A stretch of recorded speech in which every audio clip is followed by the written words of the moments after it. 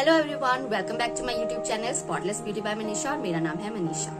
क्या caesarean delivery के बाद वजाइना से ब्लीडिंग होती है? बहुत सारी लेडीज के माइंड में ये क्वेश्चन चलता रहता है। सो मैं आपको बता दूं कि आपकी डिलीवरी जो है, चाहे नॉर्मल हो चाहे सिजेरियन डिलीवरी हो, दोनों ही केसेस में आपको डिलीवरी के तुरंत बाद वजाइना से ब्लीडिंग स्टार्ट हो जाती है। बस फर्क इतना होता है कि जो हमें नॉर्मल पीरियड्स में जिस तरह की ब्लीडिंग होती है, डिलीवरी के बाद वैसी ब्लीडिंग नहीं होती। इसमें थोड़ा फर्क होता है क्योंकि ये वाली जो ब्लीडिंग होती है ये थोड़ी हैवी ब्लीडिंग होती है। और जो मैं यहाँ पे आपको पिक्चर में दिखा रही हूँ, इस तरह से जो है ब्लड क्लॉट्स भी डिलीवरी के बाद निकलते हैं ब्लीडिंग के साथ साथ। और जो आप रेगुलर नॉर्मल पीरियड्स के दौरान जो पैड यूज करते हैं डिलीवरी के बाद, वो वाले पैड तो बिल्कुल काम ही नहीं आते क्योंकि आपके जो पैड से तुरंत भरना शुरू हो जाते हैं। तो ये जो ब्लीडिंग है, चाहे नॉर्मल डिलीवरी के बाद हो चाहे सिजेरियन डिलीवरी के बाद, ये ब्लीडिंग जो है लगभग 4 हफ्ते से लेके 6 हफ्ते यानी कि तकरीबन 40 दिन तक ऐसी ब्लीडिंग आपको होती है।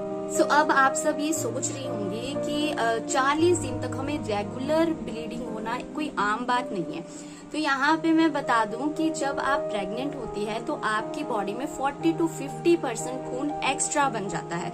सो जब आपकी डिलीवरी हो जाती है उसके बाद ये एक्स्ट्रा ब्लड और जो टिश्यूज जो बेबी को ग्रो करने के लिए हेल्प करते हैं प्रेगनेंसी में, ये एक्स्ट्रा ब्लड और टिश्यूज ही बाहर निकलते हैं। और साथ ही साथ होता क्या है, जैसे ही बेबी की डिलीवरी होती है, बेबी की डिलीवरी के बाद आपकी बॉडी से प्लेजेंटा भी बाहर निकाला जाता है। प्लेजेंटा वो चीज होती है जिससे बेबी को सारे पोषक तत्व आपके गर्भ में मिल रहे होते हैं। सो यहाँ पे होता क्या है, आपकी इस तरह के गर्भ में प्लेजेंटा जब चिपका होता है और जब डिलीवरी के बाद इसको बाहर निकाल देते हैं, तो जो आपकी ये जो नसें हैं, जो खून की नसें प्लेजेंटा के साथ जुड़ी होती है, वो खुल जाती है और लगातार आपके बॉडी से खून बहना शुरू हो जाता है। सो डिलीवरी के तुरंत बाद ब्लीडिंग का जो ये भी एक मेन रीजन माना जाता है। अब ये जो आपके गर्भ में नसें खुल गई हैं, जहाँ से लगातार ब्लड का फ्लो हो रहा है, अब जब तक ये नसें सुंगड़ेंगी नहीं, आपका गर्भाशय सुंगड़ेगा नहीं, तब तक ये ब्लीडिंग होती रहेगी। तो जैसे जैसे ये नसें, आपका यूट्रस, आपका गर्भाशय जैसे जैसे सुंगड़ता जाएगा, आपकी ब्लीडिंग धीरे धीरे कम होती जाएगी।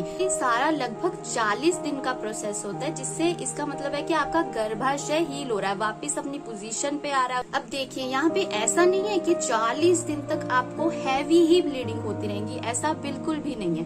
पहले स्टार्टिंग के 10-12 दिन जो है आपको डार्क रेड कलर का ब्लड निकलेगा, हैवी ब्लीडिंग होगी, कुछ कुछ को रुक जाएगी और कुछ कुछ को हैवी ब्लीडिंग होती रहेगी। और साथ में इस तरह से जैसे मैंने दिखाया, ब्लड क्लॉट्स भी आपको निकलेंगे। तो कुछ लेडीज जो है घबरा जाती है इस तरह के ब्लड क्लॉट्स देख के।